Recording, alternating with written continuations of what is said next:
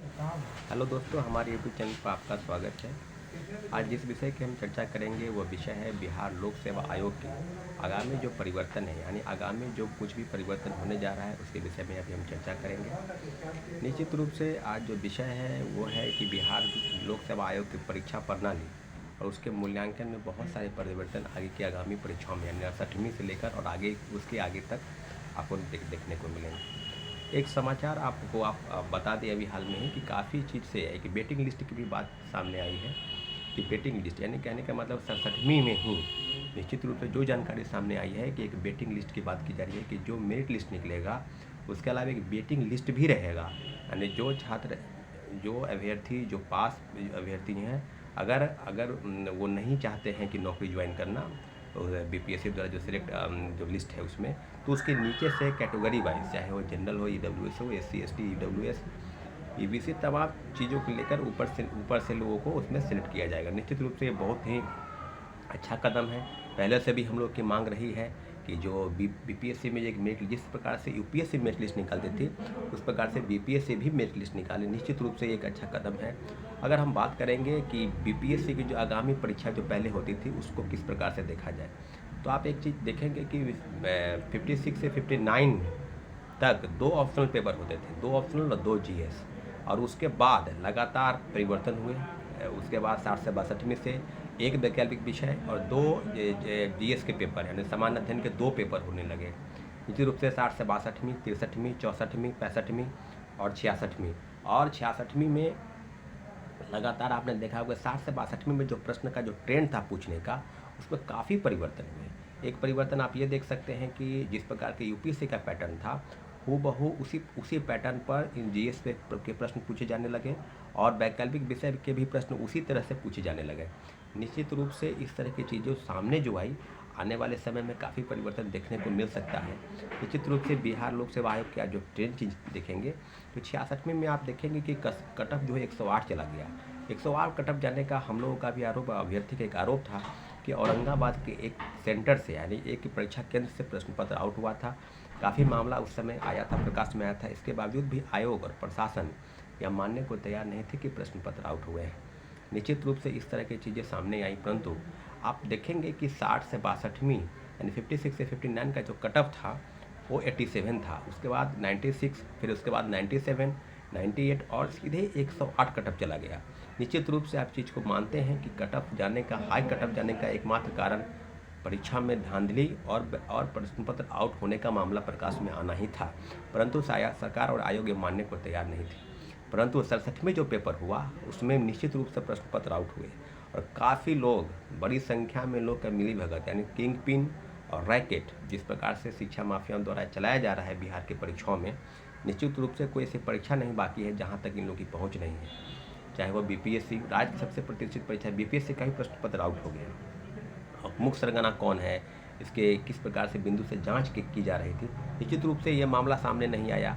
रंजीत रजक जो डीएसपी पद पर थे उनकी गिरफ्तारी हुई, फिर वो छूट भी गए। एक आईएएस रंजीत का भी नाम सामने आया, उनकी भी जांच चल रही थी।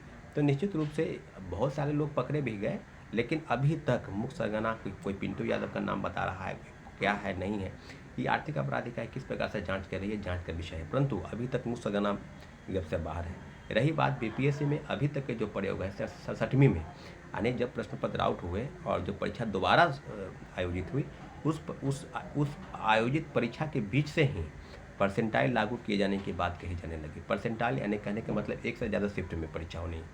जब 6 लाख अभ्यर्थी थे तो लगातार ये नए जो चेयरमैन है अतुल प्रसाद जी, उन्होंने कहा कि ज़्यादा अभ्यर्थी होने की वजह से हम 2 शिफ्ट में परीक्षा लेंगे। आपको बताते चले कि 2 शिफ्ट में परीक्षा लेने की जो बात थी, किसी भी राज्य लोक सेवा आयोग यानी इस तरह की परीक्षा नहीं कराती है। मात्र 1 शिफ्ट में, यानी एक पाले में ही प्रश्न पत्र होते हैं और एक पाले में ही परीक्षा आयोजित होती है। इसके बावजूद भी अतुल प्रसाद जी ये 2 शिफ्ट में परीक्षा तय कराने की बात कह रहे थे और इस तरह की बातें हम लोग लगातार विरोध में थे। हम लोग लगातार मिलते रहे उनसे और कहते रहे कि नहीं, इस तरह की बातें नहीं होनी चाहिए, परीक्षा 1 शिफ्ट में ही होनी चाहिए, परंतु वो मानने को तैयार नहीं थे। अपने दावों पर, अपने वादों पर वो अडिग रहे। आपको याद होगा कि 31 अगस्त के दिन 10,000 से ज़्यादा अभ्यर्थी और छात्र, नौजवान यहाँ सड़कों पर उतरे और एक भयंकर विरोध हुआ। इस विरोध का सामना बीपीएससी को भी, आयोग को और सरकार को भी करना पड़ा, और तब जाकर माननीय मुख्यमंत्री जी नीतीश कुमार जी ने संज्ञान लेते हुए इस तरह की बातें सामने आई कि नहीं, परीक्षा पहले की तरह एक शिफ्ट में ही आयोजित होगी। निश्चित रूप से परीक्षा एक शिफ्ट में आयोजित थी, परंतु अभी तक जो बातें सामने आई है, और एक बात की और था कि परसेंटाइल के साथ वो निगेटिव मार्किंग की भी बातें आगे की परीक्षाओं में वो करने जा रहे थे। हमने निगेटिव मार्किंग का हमने स्वागत किया है, पूरा अभ्यर्थी निगेटिव मार्किंग का स्वागत करेगा, परंतु निगेटिव मार्किंग 150 जो प्रश्न ऑब्जेक्टिव टाइप के होते हैं उसमें 50 प्रश्न ऐसे रहेंगे जो स्टार मार्क के रहेंगे। यानी कहने का मतलब वो हार्ड प्रश्न रहेंगे। हम लोगों ने बार बार बोला कि सर हार्ड लो, आपको जिस प्रकार के प्रश्न देने हैं दीजिए, परंतु 150 क्वेश्चन पर ही निगेटिव मार्किंग रखेंगे, 50 प्रश्न अलग से नहीं रहेंगे उसमें स्टार मार्क वाले।